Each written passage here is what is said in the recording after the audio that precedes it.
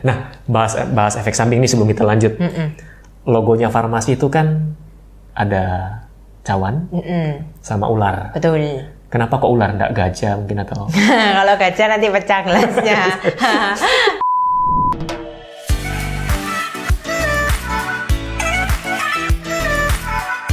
Halo Sobat Sehat, jadi pada video kali ini kita akan melanjutkan obrolan kita dengan Cece Apoteker Agnes ya. Jadi di video sebelumnya kita sudah ngobrol lumayan 10 menitan ya. Iya.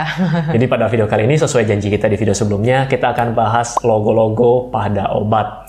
Jadi mulai dari yang paling berbahaya sampai yang paling ringan efek sampingnya. Nah, kenapa Anda semua perlu tahu? Jadi supaya Anda tidak mengkonsumsi atau tidak jajan obat sembarangan. Kok jajan ya? Beli obat sembarangan ya. Nah, kita mulai dari mana nih? Dari yang paling berbahaya. Dari yang paling berbahaya. Oke, yang paling berbahaya itu simbolnya bentuknya palang merah seperti ini. Ini simbol untuk obat-obat golongan narkotika. Golongan narkotika. Ya, jadi obat-obat golongan narkotika ini obat yang pengaruhnya paling besar pada manusia karena dia ini bisa meredakan rasa sakit sampai mengubah kesadaran juga. Kemudian dia juga bisa menyebabkan ketergantungan. Jadi obat ini benar-benar bahaya. Kalau bisa harus pakai, bukan kalau bisa sih, harus pakai resep harus dokter. Wajib ya, pakai resep dokter. Ini memang masuk golongan obat ini apa contohnya? Kodein. Kodein itu obat batuk. Betul, bisa digunakan sebagai obat batuk. Gitu. Terus obat-obat tidur biasanya? Obat-obat tidur itu masuk golongan psikotropika, nggak termasuk narkotika. Nggak masuk sini? Iya, nggak masuk. Lanjut. Oke, yang kedua itu berbahaya selanjutnya itu adalah simbol K. K dengan warna merah, ini artinya obat keras. Jadi obat golongan obat keras ini juga harus dibeli dengan resep dokter, wajib. Nah, ini ada contohnya di sini satu nih. Betul. Ini ada golongan simbol K ya, warna merah ya ini. Iya, warna merah. Ini obat topikal, obat oles. Nah, jadi walaupun obat oles ternyata harus karena kandungannya antibiotik. Kandungannya antibiotik. Gitu. Nah, sekali lagi kalau antibiotik harus dengan resep dokter. Betul. Oke, selanjutnya adalah logo simbol warna biru. Biru lingkaran hitam. Ini termasuk obat golongan bebas terbatas. Jadi masih bisa dibeli tanpa resep dokter, cuma jumlahnya tertentu. Jadi nggak boleh terlalu banyak. Nggak boleh terlalu banyak. Biasanya untuk obat-obat yang bisa menyebabkan ngantuk, untuk obat flu, pilek, seperti itu. Contohnya di sini ada CTM. Ini familiar lah ya, orang-orang obat untuk biasa urtikaria atau biduran lah orang sini bilang. Cuman perlu dibaca lagi, jadi kalau Anda mau konsumsi obat ini kan ini bisa dibeli bebas. Bisa. Tapi kan harus tahu, jadi dibaca di keterangan di belakangnya atau biasa di dalamnya itu ada kertasnya, ada brosurnya. Tolong dibaca efek sampingnya apa. Nah di sini kan tidak boleh digunakan oleh misalnya untuk wanita hamil. Jadi bisa nanti kasihan janinnya gitu. Terus kalau konsumsi obat ini jangan berkendara. Betul. Karena efek sampingnya ngantuk.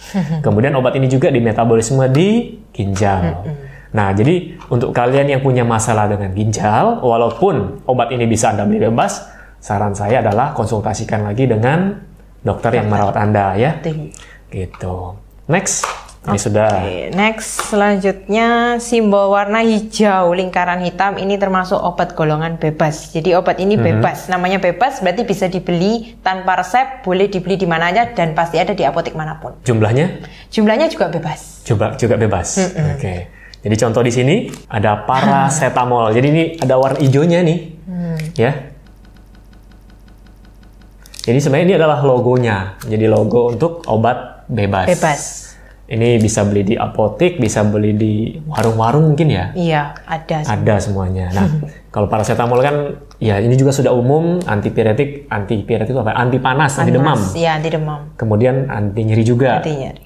Nah, untuk obat ini di metabolisme di hati ya, nggak salah. Hati ya. Kemudian walaupun bisa beli bebas, nah biasanya kan orang sakit kepala, kalau minum satu tidak mempan, minum dua. Nah, itu juga nggak boleh. Nggak boleh? Nggak boleh. Tetap harus sesuai dosis. Walaupun bisa beli bebas harus sesuai dosis. Sekali lagi dibaca. Betul. Karena nanti kalau tidak yang keracunan adalah hatinya kita. Hati. Karena di metabolisme di hati tuh. Walaupun bebas, walaupun masih aman digunakan, tetap harus sesuai dosis. Karena sekali lagi obat itu kan ada efek sampingnya. Nah, bahas efek samping ini sebelum kita lanjut. logonya farmasi itu kan ada cawan sama ular. Betul. Kenapa kok ular, nggak gajah mungkin atau? Kalau gajah nanti pecah gelasnya. Okay. Ya itu jadi artinya cawan itu semacam mangkok untuk meramu obat. Jadi untuk tempat ramuan obat. Okay. Kemudian ular itu kenapa ditaruh ular? Soalnya ular ini karena kalau kita lihat ular ini kan berbahaya ya, bisanya berbahaya. Oke, berbisa. Racunnya itu kan bisa mematikan. Cuma kalau di farmasi racun ini justru bisa menyembuhkan orang. Bisa menyembuhkan. Iya, jadi kalau misalkan dalam dosis yang tepat, racun ini bisa menyembuhkan orang seperti itu. Dengan catatan dosisnya tepat, tapi tetap ada efek samping. Walaupun kan tidak semua orang bisa muncul efek sampingnya. Apalagi itu dengan dosis yang tepat, apalagi kalau dosisnya ngawur. Iya, semakin efek sampingnya tidak karuan. Oke. Sekarang lanjut. Oke, selanjutnya itu ada obat golongan fitofarmaka. Fitofarmaka, oke. Jadi fitofarmaka itu obat yang termasuk herbal juga, cuman dia ini udah diolah dengan menggunakan teknologi yang canggih dan sudah melewati uji preklinis dan klinis. Boleh jelaskan preklinis itu apa? Klinis itu apa? Jadi kalau uji preklinis ini dia studinya hanya sampai uji toksisitasnya saja, tidak diuji pada manusia. Tapi kalau misalkan uji klinis, ini kita sudah menggunakan manusia percobaannya. Jadi kita coba pada manusia seperti apa efeknya, gitu. Oke, next. Next itu ada obat herbal terstandar. Herbal terstandar ini di bawahnya logonya fitofarmaka. Mirip ya? Iya, mirip. Bedanya yang ini bintang 3, yang ini kayak salju gitu. Yang herbal terstandar ini di bawahnya fitofarmaka. Jadi teknologinya lebih sederhana lagi dibandingkan itu, fitofarmaka. Dan dia cuma melewati sampai uji preklinis aja, jadi sampai uji toksisitas aja, nggak sampai percobaan pada manusia. Terus yang terakhir ini yang paling ringan, yaitu obat golongan jamu. Jadi memang obat herbal tradisional yang memang murni, jadi diolahnya ya hanya dengan peralatan yang sederhana, nggak teknologi yang canggih, dan dia tidak ada uji klinis preklinis. Tidak ada uji klinis dan preklinis. Tapi kenapa kok bisa digunakan? Karena dipercaya turun-temurun dari nenek moyang. Kalau jamu seperti itu.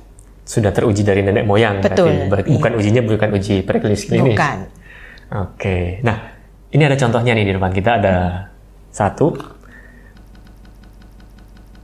Mungkin boleh dibahas isinya ya kali ya. Oke. Tadi kan ini sini kita sudah jelasin ya. Paracetamol ini sudah. Sekarang yang jamu. Ya, soalnya ini aku lihat kan bukan cuma satu isinya, ini ada beberapa jenis bahan aktif ya kalau kita bilang. Iya, betul, bahan aktif. Kalau jamu itu lebih ke dari tanaman.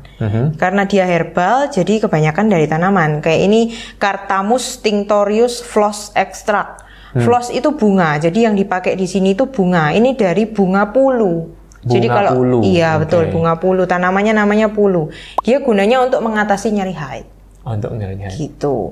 Kemudian yang kedua ini ada Curcuma sedoaria rhizoma. Rhizoma itu akar yang dipakai temu putih. Ini temu putih. Gunanya buat melancarkan siklus haid, bisa untuk antibakteri juga, bisa untuk antitumor. Baik. Kemudian yang ketiga ini ada Curcuma santoriza rhizoma. Ini temulawak. Ini kan orang sudah tahu ya. Ini apalagi kan sebelumnya COVID, empon-empon kan termasuk salah satunya. Iya. Oke, terus ada Woodfordia fruticosa floss. Ini juga pakai bunga. Bunga namanya bunga sidowayah, agak aneh ya. Saya tidak pernah dengar. Iya, saya juga baru tahu sih. Tapi itu bisa buat meredakan rasa sakit. Rasa nyeri waktu rasa nyeri sama bisa untuk membersihkan kotoran. Jadi uterusnya ini biar bersih. Jadi memperlancar. Betul. Ya. Terus ini ada Cyperus rotundus rhizoma, itu akar rumput teki. Akar rumput teki. Betul, itu gunanya juga untuk pereda nyeri. Jadi manfaatnya untuk meredakan nyeri sama memperlancar haid. Betul. Jadi itu gunanya obat-obat tersebut, bukan obat ya. Masuk obat ya. Obat-obatnya dikombinasi. Betul, bahan aktifnya dikombinasi, tujuannya untuk itu. Lebih baik disebut tanaman herbal. Tanaman herbal. Iya, tanaman herbal. Makanya logonya gini ya, tanaman, ada daun-daunnya. Betul, pohon. Kemudian sekali lagi, walaupun herbal, baca aturan pakai dan aturan penyimpanan. Nah, ini ada aturan penyimpanan juga. Simpan di tempat yang kering dan terhindar dari sinar matahari langsung. Dan nggak boleh untuk ibu hamil. Oh ya ini perhatian wanita hamil tidak boleh minum jamu ini. Oke. Jadi itu tadi penjelasannya, dan buat Anda yang masih punya pertanyaan seputar obat-obatan atau yang masih bingung, boleh komen di bawah ini. Oke, thank you Cece Apoteker, Agnes ya, thank you sudah mau hadir di SB30 Health. Dan buat Anda yang mungkin lebih spesial lagi kalau mau tanya-tanya tentang obat ke Agnes, boleh follow TikTok-nya. Boleh. Apa namanya? @apt.agnes. Ya, nanti di sini. Oke. Sekian video kita kali ini, dan sampai jumpa di video kami selanjutnya. Salam hebat, luar biasa.